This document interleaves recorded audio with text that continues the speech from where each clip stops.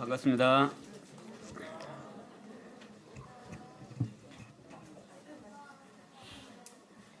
예, 소망학교 성도님들이 이 교회에 차지하시는 비중이 엄청나게 큽니다. 조금 전에 일어나실 때 보니까 자리가 확 비었거든요. 다시 들어가시니까 자리가 꽉 찹니다. 예. 아이들도 그렇고 교회 어른들도 같이 이렇게 있는 게 참 좋다라는 생각이 들고 계속해서 건강하게 교회에 있는 어린 성도들에게 또 좋은 모습들 가운데서 함께 해주시면 좋겠고 또 계속 기도로 교회를 함께 세우는데 힘을 내주셨으면 좋겠습니다. 시간이 벌써 20분이 지났네요. 자, 오늘은 스가랴서 말씀 2장 말씀을 보시겠습니다. 구약성경 스가랴. 스가랴 어디 있는지 아시는가요? 구약성경 끝에서 두 번째 있습니다.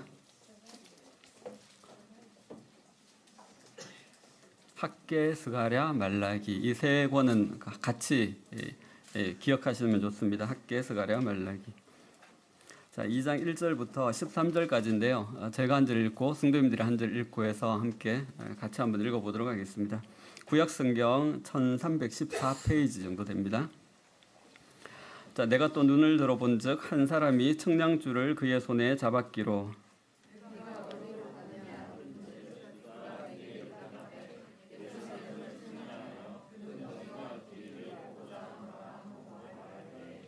내게 말하는 천사가 나가고 다른 천사가 나와서 그를 맞으며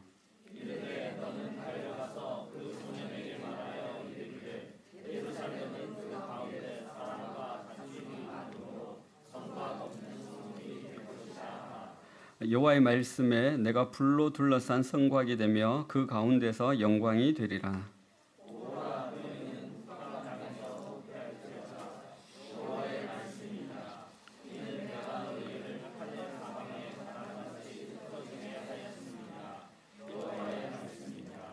바벨론 성에 거주하는 시온아 이제 너는 피할지니라.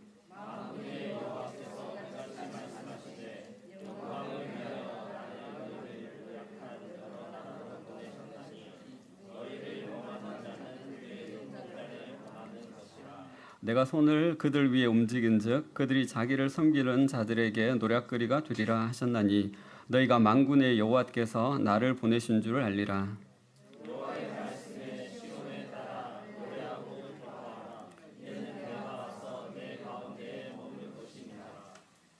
그날에 많은 나라가 여호와께 속하여 내 백성이 될 것이요 나는 네 가운데에 머물리라. 네가 만군의 여호와께서 나를 네게 보내신 줄 알리라.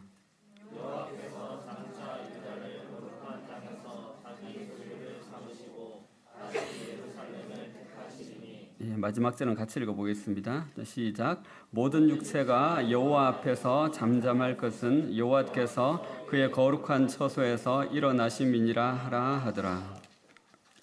오늘은 그 스가랴서는 네 번째 시간이고요. 스가랴가 본 환상은 세 번째 환상을 살펴보게 됩니다. 이 환상은 2장 1절에 보시면 내가 또 눈을 들어본즉 이렇게 말씀을 시작하고 있습니다. 혹시 지난번 앞전의 말씀을 기억하시는지 모르겠는데요. 내가 눈을 들어본즉 이것은 자세히 보는 것을 의미하죠. 자세히 뭔가 보려고 해서 보는 것을 의미합니다. 하나님을 바라보는 것을 의미하고 또 하나님의 관점에서 바라보고 있는 것을 이야기합니다. 스가랴가 하나님을 바라보았을 때 하나님께서 스가랴에게 보여주신 그 환상들이 지금 우리가 보고 있는 내용들입니다. 스가랴가 눈을 들어봤을 때 무엇이 보였습니까? 한 사람이 청량줄을 그의 손에 잡았기로 청량줄을 잡고 있는 한 사람을 하나님께서 보여주셨습니다. 청량줄이 어떤 건지 잘 아시죠? 그렇죠?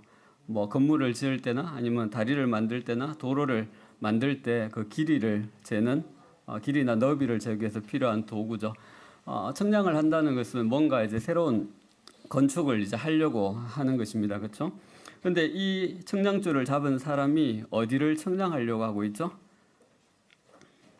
2절에 보시면 예루살렘을 청량하여 그 너비와 길이를 보고자 하노라. 이 청량줄을 잡은 사람이 어디를 청량하려고 하냐면 예루살렘을 청량하려고 하고 있습니다. 이것은 무엇을 의미하는 걸까요? 예루살렘을 재건하려고 하는 그 하나님의 그 뜻과 의도를 보여주고 있는 것입니다. 그렇죠? 청량줄을 잡은 사람을 통해서 하나님은 예루살렘을 다시 세우시고 일으키실 것에 대해서 지금 보여주고 계신 것입니다. 그리고 이 청량줄을 잡은 사람이 앞으로 나가자 다른 천사가 와서 그를 막으면서 서로 이야기를 합니다. 그리고 난 후에 앞으로 예루살렘이 어떻게 될지에 대해서 그 소년이라고 표현되어 있는데 이 소년이 정확하게 누구를 가리키는지 알기는 참 어렵습니다. 많은 분들이 스가랴라고 이야기하는데 일단 그렇고요. 그 내용으로 보면 이제 이 예루살렘이 어떠한 곳이 될 것이다라는 것을 이야기해주고 있습니다. 이곳이 예루살렘이 앞으로 어떻게 된다고 말씀하고 있죠? 4절에 보시면 이르되 너는 달려가서 그 소년에게 말하여 이르기를 예루살렘은 그 가운데 사람과 가축이 많으므로 성곽 없는 성읍이 될 것이라 하라. 이렇게 말씀합니다. 하나님께서 예루살렘은 앞으로 성곽이 없는 성읍이 될 것이다 라고 그렇게 이야기하고 있습니다. 성곽이 없다라는 것은 어떤 의미일까요? 이건 두 가지 의미가 있습니다. 첫 번째는 성곽으로 둘러쌀 수 없을 정도의 큰 성읍이 되게 하시겠다라는 의미가 있습니다. 세번역 성경에는 이 성곽을 성벽으로 이렇게 표현을 하고 있는데 성벽과 성곽은 조금 다르다고 이야기하더라고요. 성곽은 성벽을 포함한 자연적인 아니면 또 인공적인 모든 방어를 위해서 구축해 놓은 모든 구조물들을 합쳐서 성곽이라고 한다고 합니다. 그래서 그 성 뒤에 절벽이 있으면 그 절벽도 성벽은 아니지만 성곽 안에는 포함이 되는 겁니다. 그리고 또 그 성을 둘러싸고 있는 것 중에서 호수가 있으면 이 호수도 방어를 위해서 필요한 것이면 그것도 성곽에 포함되는 것이죠. 성곽은 성벽을 포함한 더 넓은 의미의 어떤 방어선이라고 생각하시면 될 것 같습니다. 근데 성곽이 우리 입에는 잘 안 붙어 있기 때문에 그냥 성벽으로 이해하셔도 될 것 같습니다. 예루살렘을 하나님께서 성벽으로 둘러쌀 수 없을 정도의 큰 성읍이 되게 하시겠다라고 그렇게 말씀하고 있습니다. 그 당시에 사람들에게 이 성벽은 굉장히 중요한 문제거든요. 그렇죠? 성벽은 자신들의 어떤 생존과 직결되어 있는 문제입니다. 그렇죠? 내가 성 안에 있느냐 아니면 성 밖에 있느냐는 것은 완전 천지 차이입니다. 그렇죠?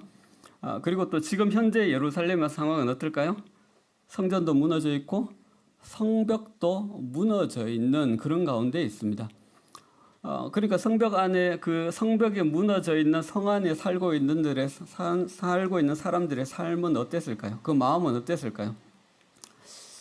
발이라도 제대로 뻗고 잠을 잘 수 있었을까요?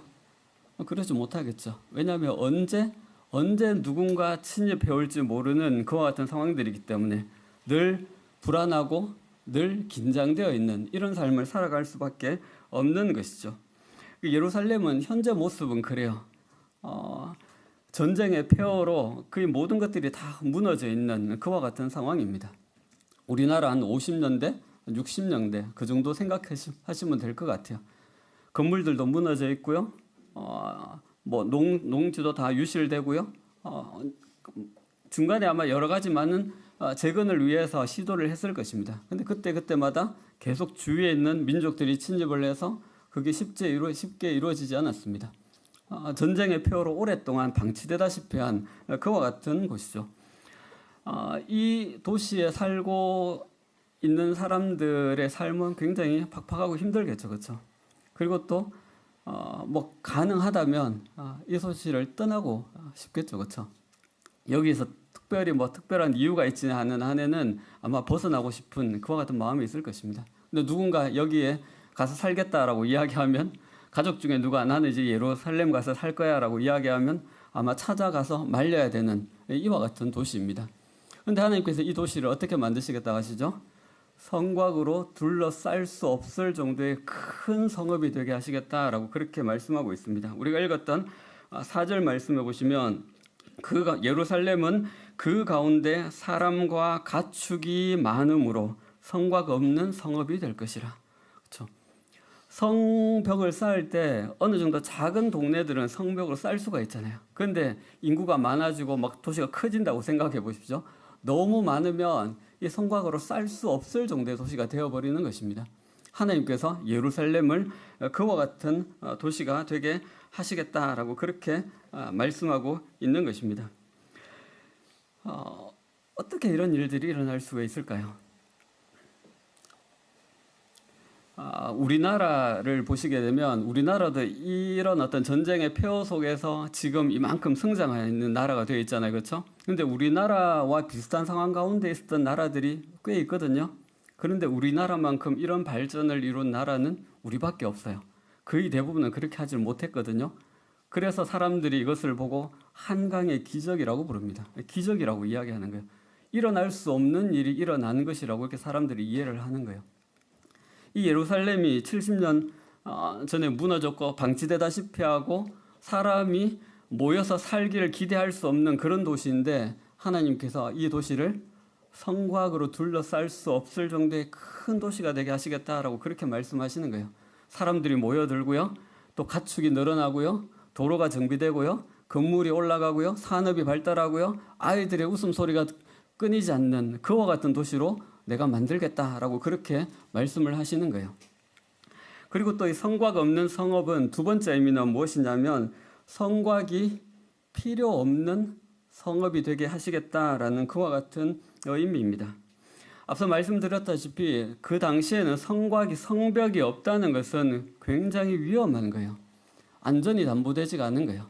언제든지 위협을 받을 수가 있고요. 언제든지 위험에 처할 수 있는 그와 같은 상황들인 거예요. 그 성벽은 굉장히 그들에게 중요한 그와 같은 부분들인 거예요. 그런데 하나님께서 그 도시가 어떻게 되게 하시겠다고요? 성벽이 필요 없는 도시가 되게 하시겠다라고 말씀하십니다. 이게 무슨 의미일까요? 여러분 혹시 담장 없는 마을에 대해서 들어보셨습니까? 그 말이 이야기하는 게 뭐죠? 담장이 없어도 안전한 마을. 하나님께서 그런 성읍으로 만들겠다라고 그렇게 말씀을 하고 계시는 것입니다. 어떻게요? 이게 어떻게 가능할까요? 이게 어떻게 가능할까요? 5절에 보면 5절에 여호와의 말씀에 내가 불로 둘러싼 성곽이 되며 이렇게 말씀하고 있습니다. 이게 어떻게 하나님께서 예루살렘이 성곽이 필요 없는 도시가 되게 하시는지 하나님께서 그렇게 말씀하시는 거예요. 내가 성곽이 되겠다. 내가 그들의 성곽이 되겠다. 내가 예루살렘의 불성곽이 되어서 너희를 지키고 보호하시겠다라고 그렇게 말씀하고 있는 것입니다. 이 내가라는 표현은 굉장히 강한 의미의 표현입니다. 하나님 스스로가 하나님 자신이 내가 그들의 성곽이 되겠다라고 그렇게 말씀하시는 거예요. 내가 그들을 보호하겠다. 내가 그들을 지키겠다라고 그렇게 강하게 말씀하고 있는 것입니다. 그 당시도 마찬가지지만 오늘날도 사람들에게 어떻게 보면 가장 중요한 문제는 우리의 안전에 관한 그와 같은 문제입니다. 그렇지 않은가요? 지금 세계에서 많은 전쟁이 일어나고 있습니다. 그렇죠? 러시아와 우크라이나가 몇 년째 지금 전쟁을 벌이고 있고요. 또 최근에는 미국과 또 이란이 전쟁을 하고 있습니다. 미사일이 막 날아가요. 미사일이 잘못 떨어져서 학교에 떨어져서 미사일이 떨어지면 안 되는 자리에 미사일이 떨어져서 민간인들도 죽게 되고요.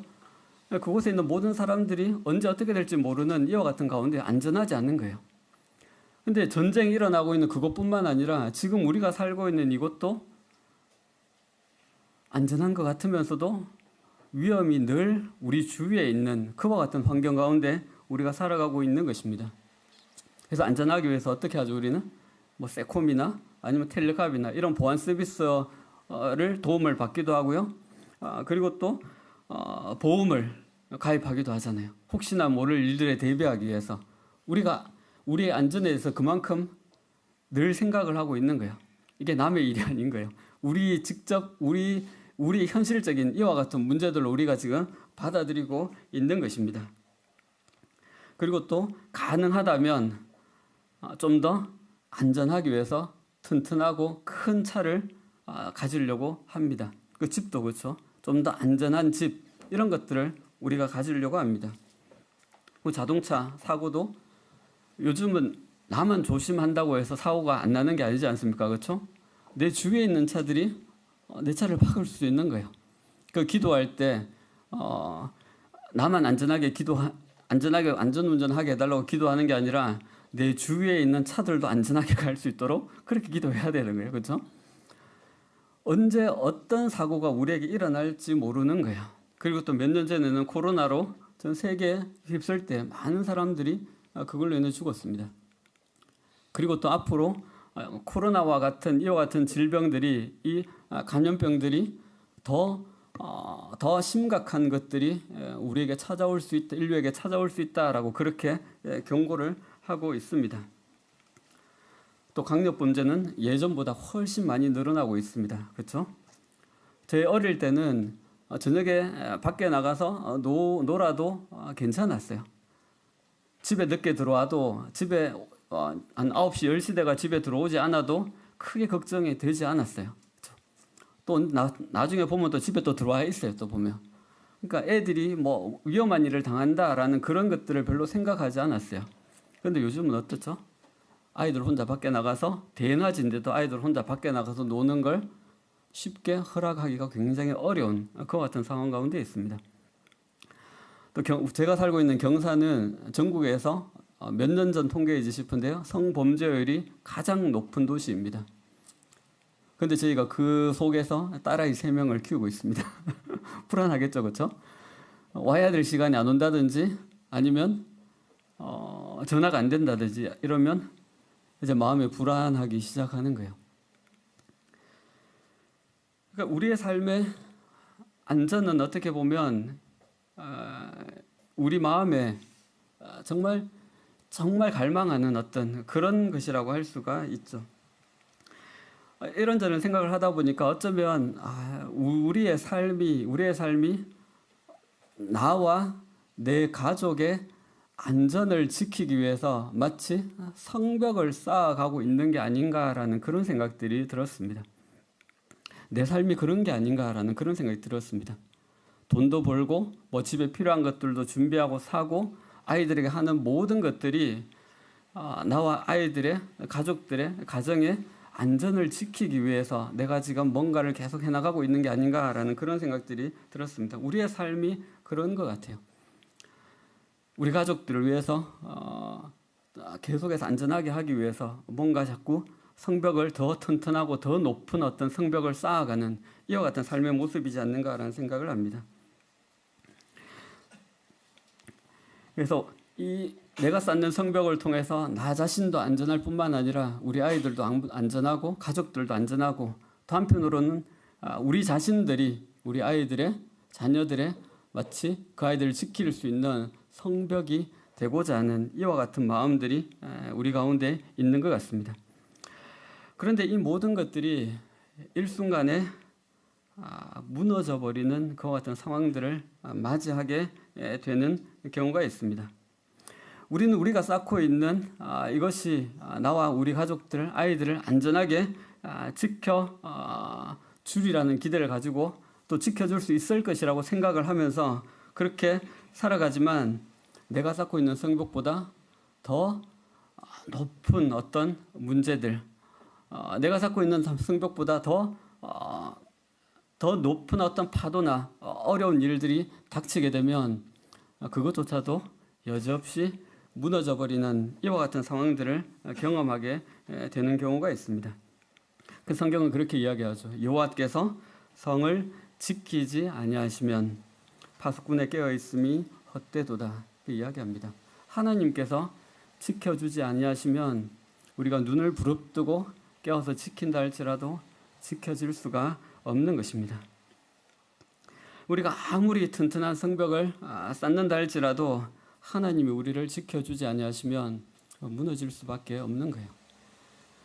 우리가 아무리 준비를 잘 해서 모든 준비를 다 갖추는다 할지라도 하나님이 우리를 지켜주지 아니하시면 그것은 결국 무너질 수밖에 없다는 사실입니다.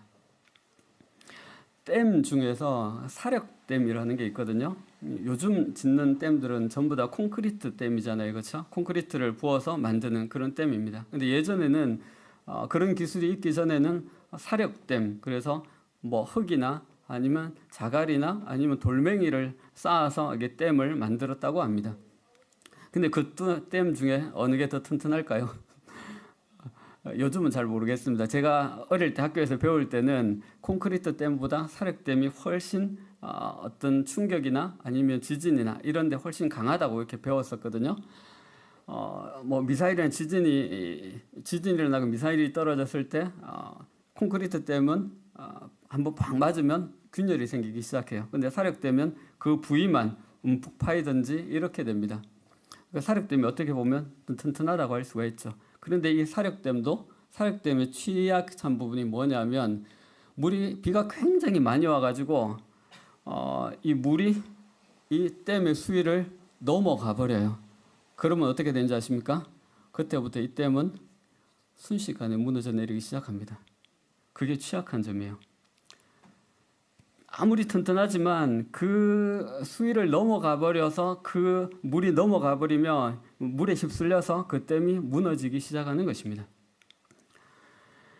우리가 아무리 튼튼하고 높은 우리의 안전을 위해서 튼튼한 성벽을 쌓는다 할지라도 우리가 준비한 것보다 더 강한 어떤 어려움들이 우리의 삶에 다가오게 되면 그것은 무너질 수밖에 없는 것입니다.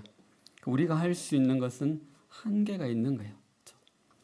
그리고 하나님께서 우리를 지켜주지 아니하시면 우리는 언제든지 위험해질 수밖에 없는 것입니다. 그렇기 때문에 우리의 삶에 이 하나님을 모셔드리는 것이 굉장히 중요한 것 같은 일인 것이죠. 어쩌면 우리는 이때까지 우리 힘으로 나 자신을 지키려고 애썼을지도 모릅니다. 어쩌면 우리는 이때까지 우리 힘으로 우리 가정을 지키려고 애썼을지도 모릅니다. 어쩌면 우리는 우리 힘으로 우리 교회를 지키기 위해서 애썼을지도 모릅니다. 어쩌면 우리 힘으로 우리 부부관계와 우리 아이들을 지키기 위해서 애를 쓰고 있었는지 모릅니다. 그런데 우리가 알아야 될 것은 무엇이냐면 하나님이 지켜주지 아니하시면 우리의 모든 수고와 노력들이 헛될 수밖에 없다는 사실입니다.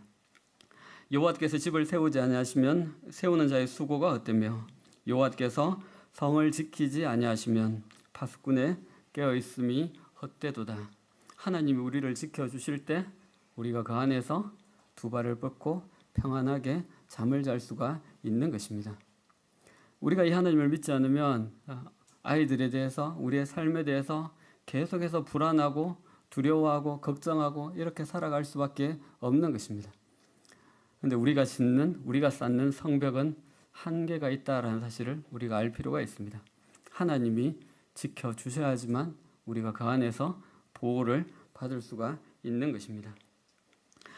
하나님은 하나님 자신이 불성곽이 되셔서 이스라엘을 예루살렘을 지키겠다라고 그렇게 말씀하고 있습니다. 만유보다 크신 하나님, 그렇죠? 모든 능력의 근원이 되시는 그 하나님께서 그들을 보호하시고 지키신다면 그 안에 있는 사람들에게 누가 해를 끼칠 수가 있겠습니까? 어떻게 보면 이보다 더 안전한 것이 없지요. 전 찬율이 생각하면서 이런 이야기를 합니다. 이런 기도도 드립니다. 저희 부모가 아이와 함께 할 수 있는 공간은 그렇게 많지가 않아요. 그렇죠? 우리 눈앞에 있을 때는 우리가 보호를 하지만 이 아이가 크면 클수록 우리의 눈을 벗어나게 있게 되는 시간들이 훨씬 많아집니다. 그만큼 더 많은 위험에 노출되고 더 많은 어려움들에 노출될 수밖에 없는 것이죠. 그렇기 때문에 찬윤이한테도 그렇게 이야기합니다. 엄마 아빠가 나하고 함께 있을 때는 지금 이렇게 같이 있을 때는 이 시간밖에 없어. 근데 네가 만약에 엄마 아빠와 함께 있지 않더라도 넌 기억해야 돼. 하나님이 너와 함께 있어서 너를 지켜주실 거야. 그렇죠? 우리 아이들도 그렇죠. 우리의 삶도 그렇죠. 하나님이 우리를 지켜주셔야 하는 것입니다. 그럴 때 우리가 안전한 것입니다. 이 하나님 우리가 믿고 신뢰하고 또 그 안에서 우리가 평안을 누릴 수 있으면 좋겠습니다. 참 어렵죠, 그렇죠? 함께 6절, 7절 같이 한번 보시겠습니다. 오라 너희는 북방 땅에서 도피할지어다.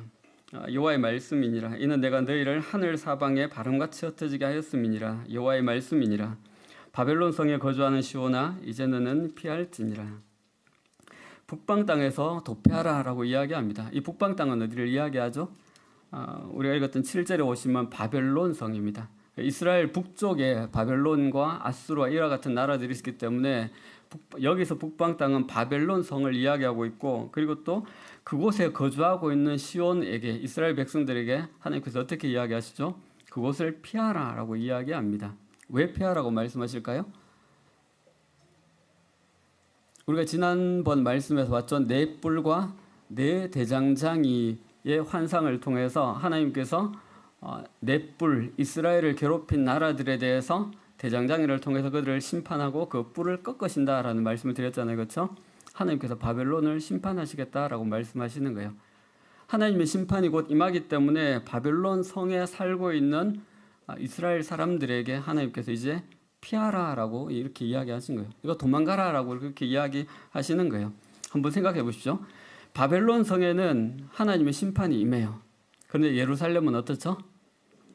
예루살렘은 성곽 없는 성읍이 되어서 도시가 엄청나게 커지고 안전한 그와 같은 성읍으로 바뀌어가는 거예요. 결국 피하라는 말씀은 어디로 피하라는 거죠? 예루살렘으로 피하라는 거예요. 여기에는 곧 하나님의 심판이 임하게 되고, 예루살렘은 하나님께서 내가 내 손으로 내가 불성곽이 돼서 그를 지키실 거기 때문에 그 성으로 피하라고 말씀하시는 거예요. 다시 말해 피하라는 말씀은 어떤 말씀이죠? 돌아오라는 거예요. 그렇죠? 다시 예루살렘으로 돌아오라라고 이야기하는 거예요. 지금 바벨론 성에 남아있는 많은 이스라엘 백성들이 남아 있습니다. 그대로 돌아왔던 사람들, 많은 사람들이 돌아왔지만 그 중에는 여전히 바벨론에 남아있는 사람들이 많이 있었습니다. 아마 그곳에서 태어난 사람들은 그곳이 고향이기 때문에 아마 떠나는 게 쉽지 않았을 수 있을 것 같아요. 또 그곳에서 결혼을 해서 또 가정을 꾸리고 정착한 사람들도 아마 아이들을 데리고 멀리 다시 이동한다는 거 쉽지 않았을 거예요. 예루살렘의 현재 상황은 폐허잖아요. 그죠? 지금 바벨론 성에서는 이미 삶의 모든 것들이 다 어느 정도 갖춰져 있잖아요. 그러니까 여기서 살아가는 것은 특별한 어려움이나 문제가 없어요. 그런데 가족들을 이끌고 배들 예루살렘으로 내려가면 어떻게 되죠? 모든 것을 처음부터 다시 시작해야 되는 거예요. 마치 맨 땅에 헤딩하듯이 모든 것들을 새로 다시 시작해야 되는 거예요. 그러니까 아마 이 사람들 중에서 예루살렘으로 돌아가는 게 쉽지 않았던 사람들이 있을 것입니다. 남아있는 사람들이 있는 거예요. 그들을 향해 하나님께서 어떻게 말씀하고 있죠? 얘가 돌아오라라고 말씀하시는 거예요. 돌아오라고 말씀하시는 거예요. 이 사람들은 어떻게 보면 하나님이 안 계신 것 빼고는 살아가는데 특별한 어려움들이 없어요. 그렇죠? 하나님 없이 살아가고 있는 거예요. 하나님을 섬기지 않더라도, 하나님을 믿지 않더라도 그들이 살아가는 삶에는 지금은 특별한 문제들이 없는 거예요. 오늘날 어떻게 보면 우리의 삶도 이와 비슷할 수가 있습니다. 하나님 없이 우리가 별 문제 없이 살아가고 있을 수가 있습니다. 오히려 어떨 때는 하나님 믿지 않는 사람들이 더 잘 살아가는 것처럼 보이는 이와 같은 모습들이 있습니다. 그것 때문에 헷갈리는 거죠. 많은 사람들이 하나님을 믿지 않는 사람들과 우리와의 나의 차이를 어디서 발견하냐면 주일날 교회 가는 것에서 발견합니다. 그 외에는 별 차이를 느끼지를 못하는 경우들이 요즘은 굉장히 많습니다. 주위에도 누구는 교회 다니는데 그 사람은 술도 하고 뭐 다 하는데 이렇게 이야기합니다. 교회 다니는 사람은 하나님 믿는 사람들과 믿지 않는 사람들의 별 차이를 못 느껴요. 어쩌면 우리의 삶이 지금 우리가 하나님 없이도 살아가는데 별 다른 어려움을 느끼지 못하고 살아가고 있을 수가 있습니다. 그런 사람들을 향해서 하나님께서 뭐라고 하십니까? 바벨론 성에 거주하는 시온아라고 이렇게 얘기하십니다. 바벨론 성에 거주하는 시온아. 그런 사람들을 향해서 하나님께서 그 사람들을, 시온은 하나 이스라엘 백성들을 의미하는 거거든요. 하나님께서 그 사람들을 향해서 이스라엘 백성이라고 말씀하시는 거예요. 하나님의 백성이라고 말씀하시는 거예요. 하나님 없이도 별 불편함이 없이 살아가고 있는 그 사람들, 하나님을 찾지도 않고 있는 그 사람들을 향해서도 하나님께서 시온아라고 말씀하시는 거예요. 내 백성아라고 그렇게 말씀하시는 거예요. 너희는 내 백성이야. 너희가 바벨론 땅에서 나 없이 살아가고 있지만 너는 하나님의 백성이야. 네가 있을 곳은, 너희들이 있을 곳은 그곳이 아니야.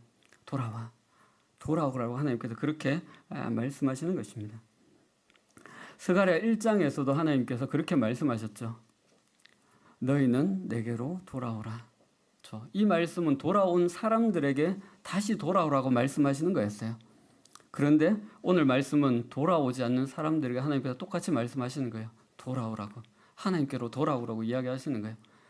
말씀이 계속해서 반복해서 이루어지고 있잖아요. 똑같은 말씀을 하고 계시잖아요. 그러면 멈춰서 생각을 해봐야 됩니다. 왜 하나님께서 같은 말씀을 또 하실까? 어쩌면 하나님께서 나에게 이 말씀을 하고 계실 수가 있습니다. 그렇죠? 돌아오라는 이 말씀이 그 시대에 하나님의 백성들에게, 이스라엘 백성들에게 하시는 말씀이 아니라 나 자신에게 하시는 말씀일 수가 있습니다. 어떤가요? 우리는 편하고 좀 안정되지만 하나님 없이 살아가는 삶, 그것을 원하시는가요? 아니면 좀 불편하고 힘들고 번거롭지만 하나님이 계신 그곳에서 사는 삶을 우리는 원하고 있습니까? 우리는 지금 어디에 있나요? 하나님은 자기 백성들을 포기하지 않으세요. 그렇죠? 그럼 계속해서 말씀하시는 거예요. 계속해서. 그리고 3절 그리고 8절 말씀을 보시겠습니다. 만군의 여호와께서 이같이 말씀하시되 영광을 위하여 너희를 노력한 여러 나라로 보내셨나니 너희를 범하는 자는 그의 눈동자를 범하는 것이라. 너희를 범하는 자는 그의 눈동자를 범하는 것이라.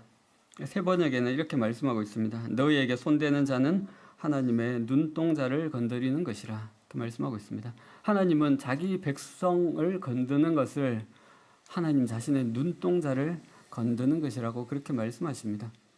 이 말씀은 하나님께서 자기 백성들을 얼마나 귀하게 여기시는지, 그들을 어떻게 생각하고 계시는지를 보여주는 것 같은 말씀입니다. 눈동자는 우리 몸에 가장 중요한 것 같은 부분이죠. 그렇죠?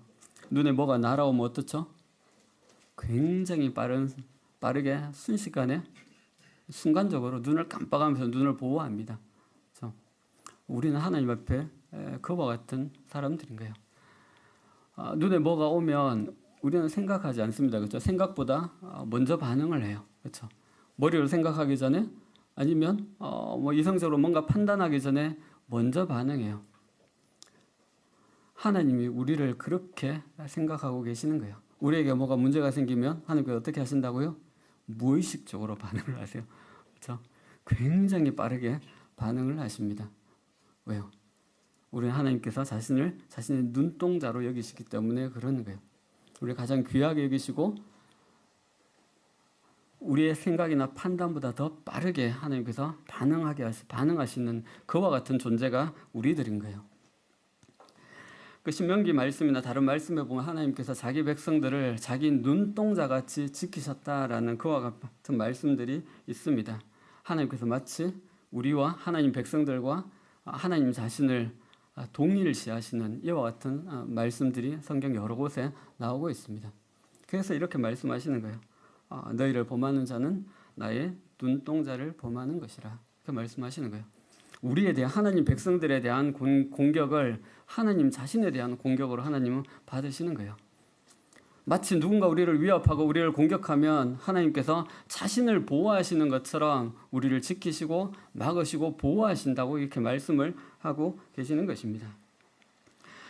그리고 또 이 하나님은 9절 말씀해 보시게 되면 하나님께서 손을 들어 그들 위에 움직인즉, 이스라엘 괴롭힌 나라들입니다. 그들 위에 움직인즉 그들이 자기를 섬기는 자들에게 노략거리가 되리라.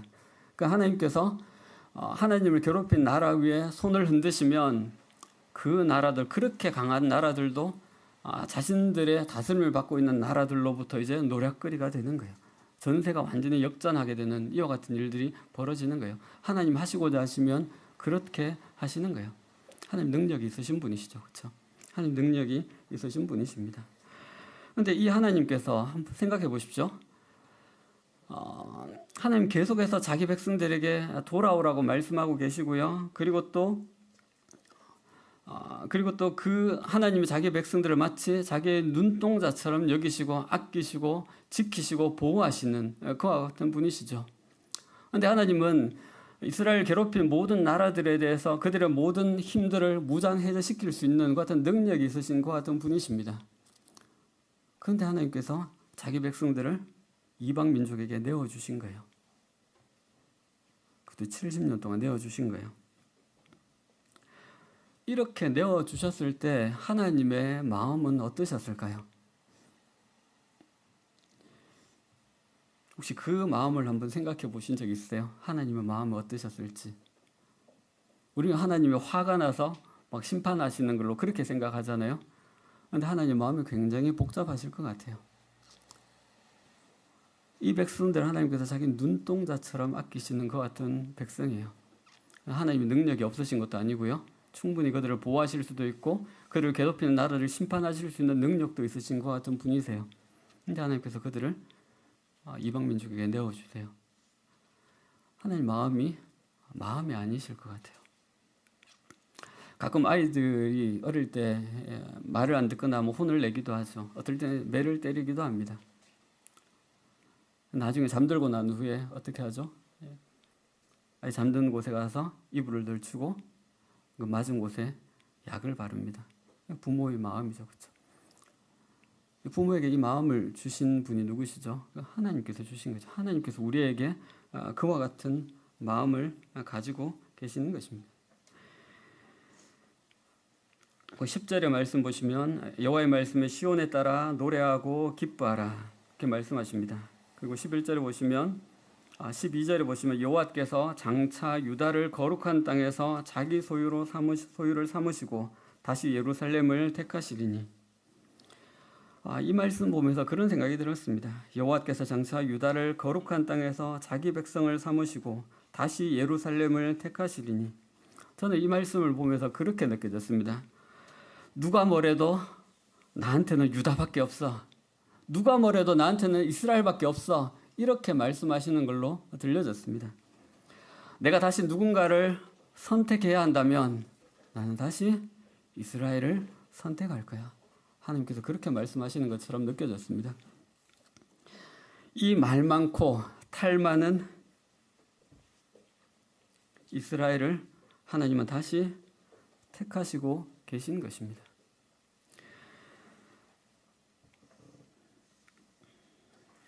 하나님께서 우리에 대해서도 같은 마음을 가지고 계시죠.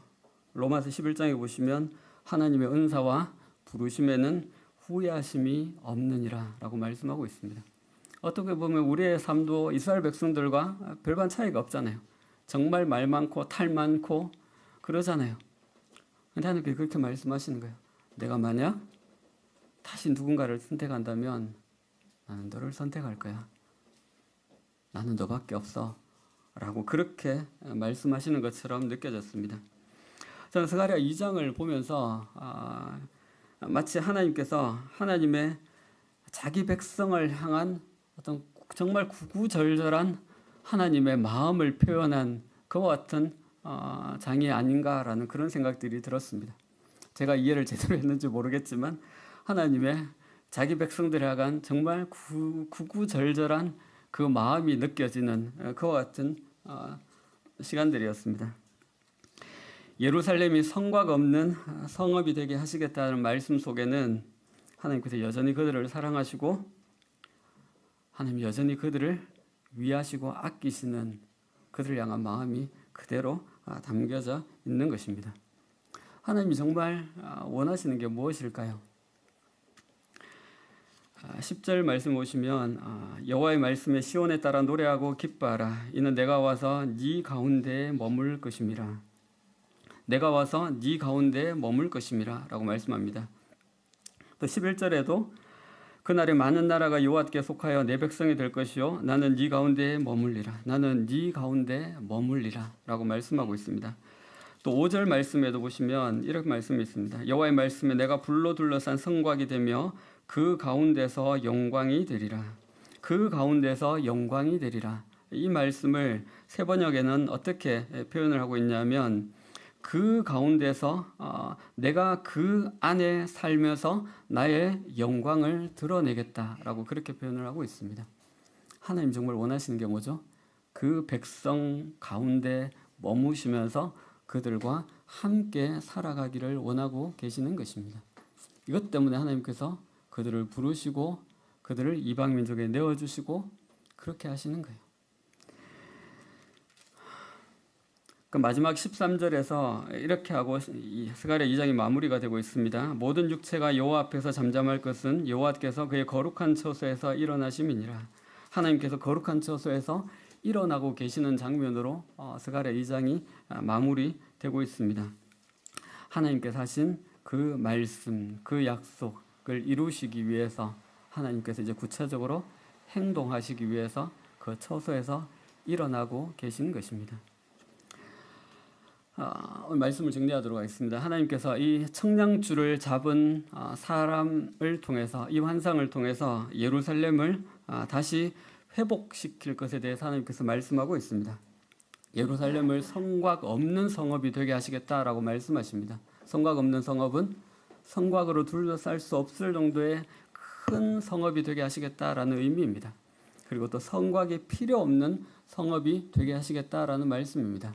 하나님께서 친히 그들의 성곽이 되셔서 그들을 보호하고 지키시겠다라고 말씀하고 있는 것입니다. 그래서 하나님께서 바벨론 성에 남아있는 사람들에게 피하라라고 말씀하고 있습니다. 돌아오라라고 말씀하고 있는 것입니다. 왜요? 그들은 하나님의 눈동자와 같이 하나님께서 아끼시는 사람들이기 때문에 그렇습니다. 그래서 하나님께서 다시 그들을 선택하시고 그들 가운데 거하시면서 그들과 함께 살아가기를 원하시고 계시는 것입니다. 하나님 우리에게도 이와 같은 마음을 가지고 계신다고 생각됩니다. 하나님 그 누구보다도 우리를 아끼시고 사랑하시는 것 같은 분이시죠. 우리의 여러 부족하고 연약한 부분들이 있다 하더라도 하나님께서 만약 내가 누군가를 다시 선택한다면 나는 여전히 다시 너를 선택할 거야 라고 하나님께서 그렇게 말씀하고 계시는 것입니다. 이 하나님께서 우리에게 원하시는 것이 무엇일까요? 우리와 함께 내 안에서 살아가기를 원하고 계시는 것입니다. 함께 기도하겠습니다.